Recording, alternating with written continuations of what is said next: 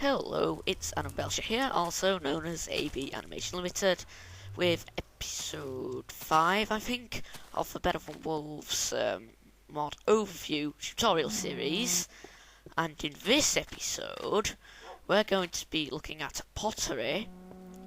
But first of all, I'd like to go over something that was technically should have been done in the previous episode where I was running out of time. It's just a small thing that you can do, but it's kind of cool. You can actually manufacture nether bricks, which are, of course, what nether fortresses are made out of, artificially rather than finding an actual nether fortress and stealing the bricks. You can manufacture them with Better Than Wolves. What you need is a stewing pot. It doesn't have to be stoked by bellows. You put one piece of potash, which is basically rendering down any kind of tree trunk, and putting 8 hellfire dust in there, and this will cook, and it will let's just wait for this. This will make what we need for nether bricks. This here is nether sludge. It's what you do is it's kind of like the clay balls. What you do is you put it in a furnace and cook it right like you would normal clay balls, and you get individual nether bricks, which then, as you will see, get a nether brick there. I think I will wait for those to cook and do something else in the meantime. Maybe let's see what's next. Next we're gonna go on to the pottery stuff now. The next thing we need to do is a turntable, and I actually included one of them in my last episode. I didn't show how to make it, but there is one that controls the mechanism for the bellows in there, and but you can also use the turntable. Let me just explain what the turntable does first, because well, no, first I'm actually going to show how you craft it.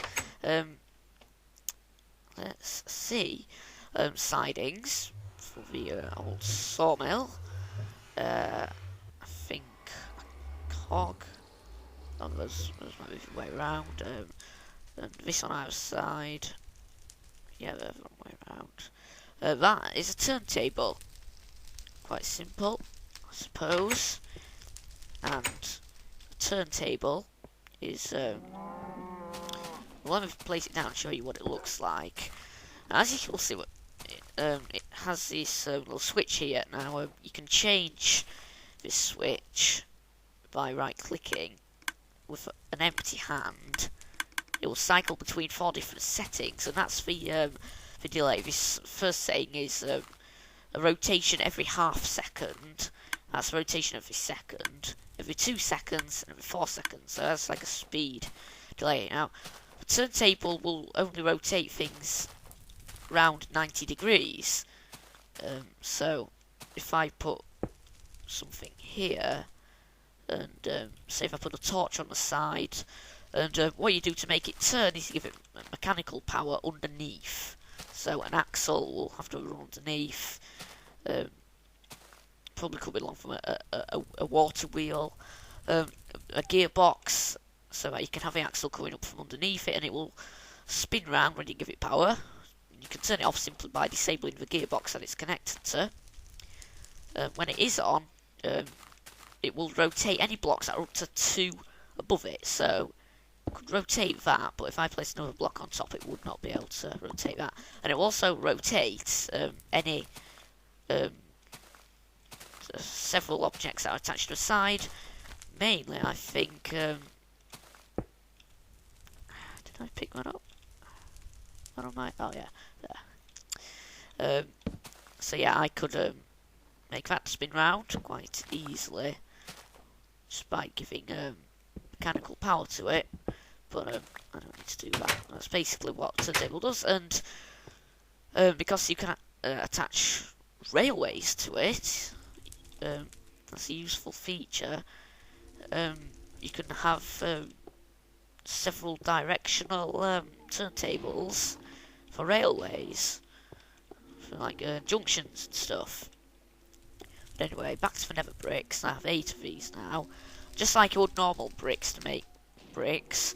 Craft them like that and you get ordinary... why did that not work? Ordinary nether bricks, just like what the nether fortress is made out of. And you can place this like normal. Well, of course you can. And there you go. That's the artificial way of manufacturing nether bricks. So anyway, back to what I was saying about turntables. You can also use turntables to rotate a redstone torch, which can be used instead of a redstone. I think a redstone clutch is what we call it. I don't know. But, all I know is that the guy who when I was finding out how to make a redstone timer, the guy who was making the video was from Quebec, and he spoke with quite a heavy French accent. So I think he said a redstone clutch. I think that's what you call it. But anyway, just to show you an example of a redstone timer that you can set up with a turntable. Just under here, there is a turntable, and with a lot of axles. The water wheel outside comes in. There are also axles connecting to the bellows and some other stuff, but essentially it comes around and back up. So this here, and the block on top will rotate, and so will these redstone torches, providing an alternating redstone current to this gearbox, which is basically how I got my bellows to work. And so that's another use of a turntable. A very handy way of making redstone timers work. Because I did try using this redstone clutch method when I was first setting up my bellows, but it didn't seem to work. The turntable actually worked perfectly. So hopefully now your bellows will work better. Anyway, there is another use of turntables, and it's kind of the whole point of this episode is how you create pottery. And as you can see, this is my little pottery place, a potterer's maybe. A nice view of the settlement, and as you can see, I have a turntable right here. Now don't worry about all this, I'll explain all this in a minute, but basically the water wheel outside, I'm getting a little bit of lag now, I'm not sure why, just excuse the lag. Not sure why, but this computer's started getting rather, it doesn't seem to like fraps that much anymore, but at least I think it's still playable. But if this gets worse, I will have to maybe come back in a few minutes and continue recording then. But what I'm going to do is I'm going to give a redstone current to this gearbox, and it will make this rotate. This is actually rotating now, although you can't see it. I can put anything on top of there and rotate it as normal. But what I really want to do is put some clay on top, because this is how you actually create pottery. You can put a block of clay on top of a turntable, and I'll show you what happens.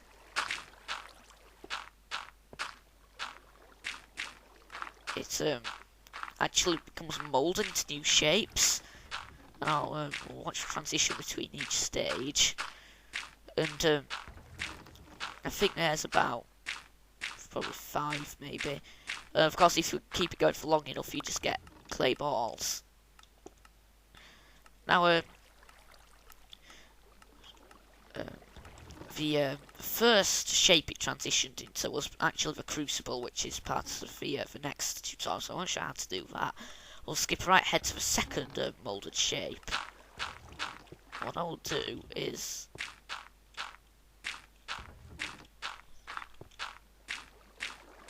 okay, now... there, I have stopped the turntable when it has reached this shape. Okay, this lag is getting really bad, I'll be right back. Yeah, I'm back. I think the lag has settled down.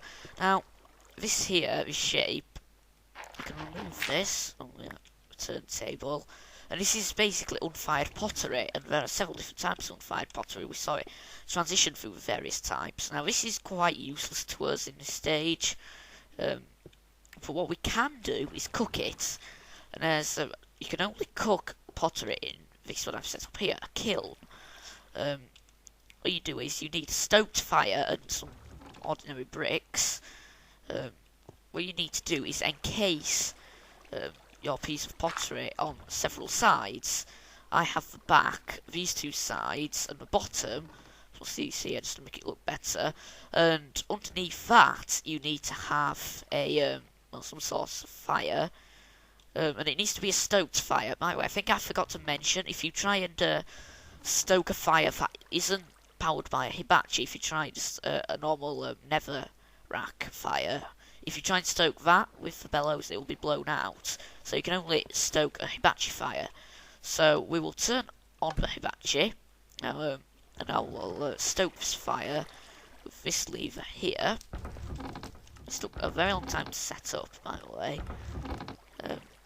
So now we have an alternating current, and as you can see, because this is in the kiln, it's encased on all four sides and has this. It's now becoming cooked, basically. It's cooking the pottery that we made. And this is a planter. This was the second shape of pottery, is the planter. Yeah, I can't even get out. That's lovely. The planter, I'll show you what this can do. It's, I'm not really too sure, but you can fill it with soil and some bone meal. And it's still a planter, and it has what appears to be farmland in it. I've never actually used this, but I assume that you can use it as slightly more. Rather than a farm, you could use it to set up a kind of factory. Now, these are great to use in automated farming, I think. I'm going to. You can just plant anything in there. You can plant. Using the planter, you could grow seeds in the nether, for example, that you wouldn't normally be able to grow there. You can also fill it with soul sand instead of that dirt and bone meal, and you will. I think you can use that to grow something. I think it's for blood trees. I'm not even going to show how to make them because they're difficult to get. They're not even that useful, but I suppose Form Friend has more information. Blood trees are basically, well, I'll talk about that for blood trees later. They're kind of hard to explain, and they're not even relevant right now. But basically, I've shown how the planter works, and you don't need to continuously retill the farmland, which makes it useful in automated farms. You can just have loads of planters, loads of wheat, and just have water sweep all the wheat away without losing the actual farmland. You won't have to till it again. So very useful in automated farming. Now I'm going to move on now to the third shape of unfired pottery.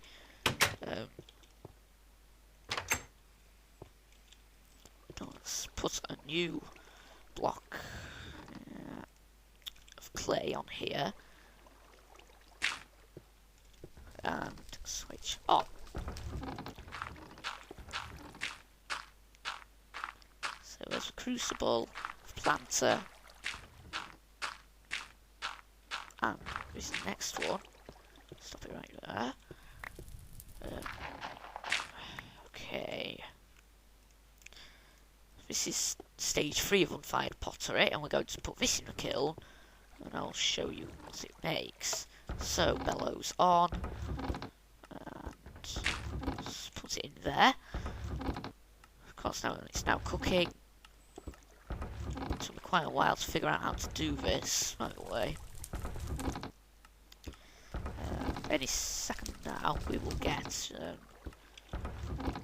probably, yes, the next another type of pottery, which is, let's turn this off because it causes a bit of lag. This is a vase. Now, you can dye a vase any colour, and just to show that, I have some lapis, which is going to no use in my thing here. You can use any kind of dye. See, I can make a purple vase. So I'm not sure why it's purple, because I used lapis, but it should be a blue vase. But anyway. Oh, that's not good. Rain is going to only make more light now. Here's a vase I made earlier. And the thing about vases is, once you place them, you can't pick them up again. If I try and pick this up, it breaks instantly. I've lost it, and I don't think there's any tools that can pick it up. Maybe Silk Touch will work, I don't know. Just adjust microphone there. We can have that now.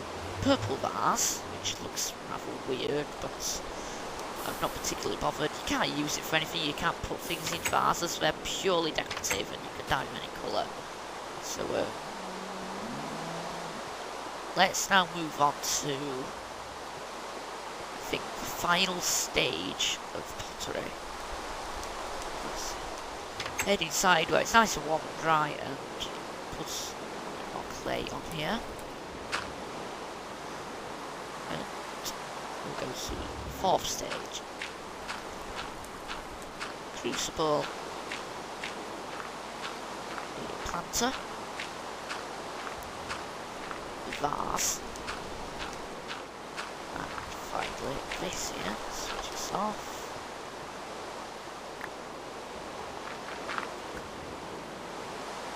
So, this final stage on fire pottery. As we switch everything on again. Let's put that's in there. And let's get this cooking. There we go. Let's see, I don't think there's anything I've forgotten, which is good. Come on, pottery. Pottery. Ooh, right. Up, down, bellows, that's nice. Okay. Switch that off. And use fire can cause lag as well. And we can turn rain off.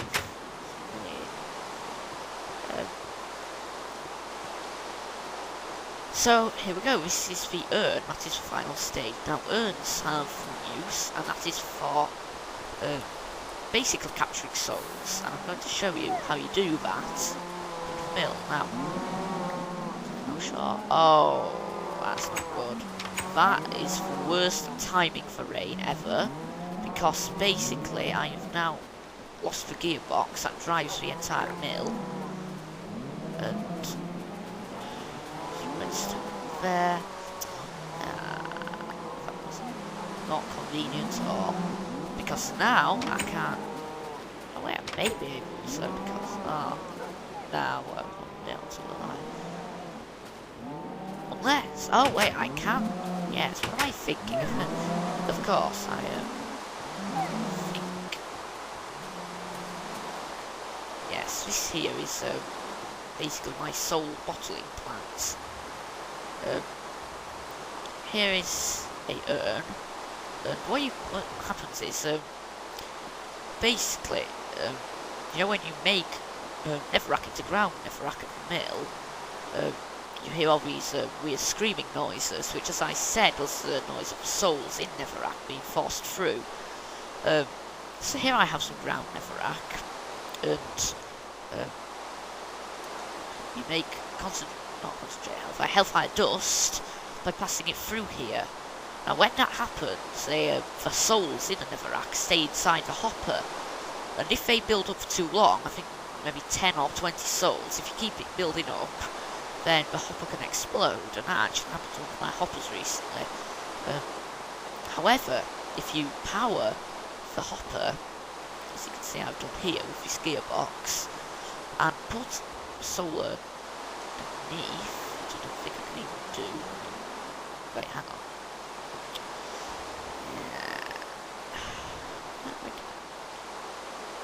Yeah. Okay, Let me just, oh, I know. Oh, no. Oh, there, okay. That took some time. We have an urn now with this powered hopper. And I'm going to put some netherrack through there.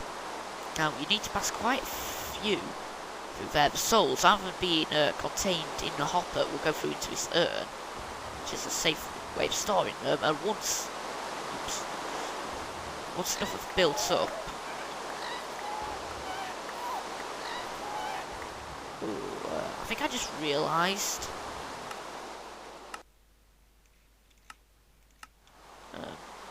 that I completely forgot to turn the oh, hang on.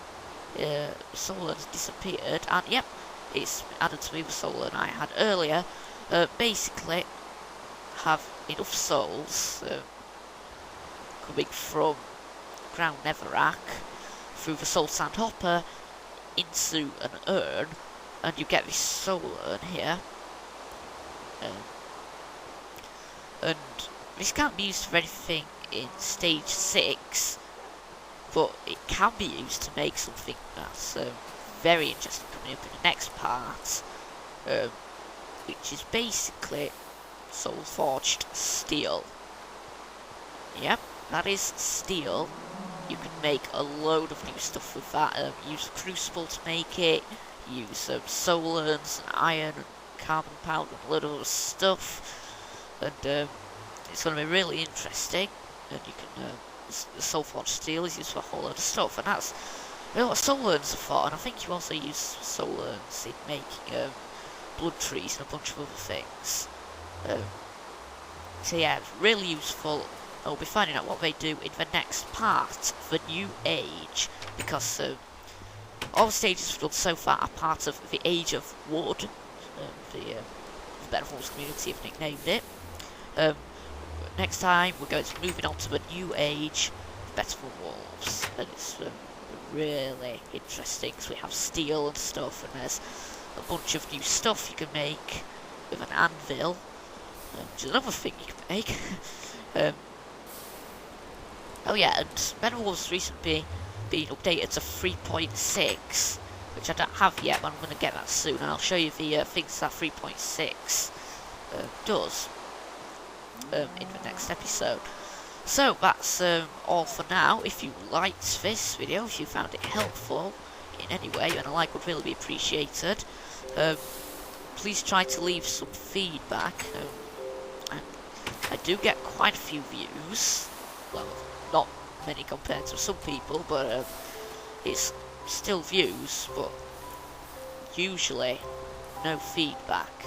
And as I've said before, on quite a few occasions, I would like some kind of feedback on how I can improve, but I don't have any feedback, so I don't really know how to improve.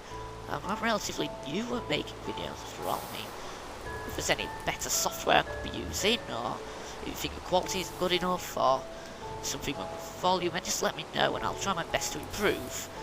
And oh yeah, and subscribe for more. That's another thing I might have to say. 4 subscribers now. So then again, that's all for me. Bye bye.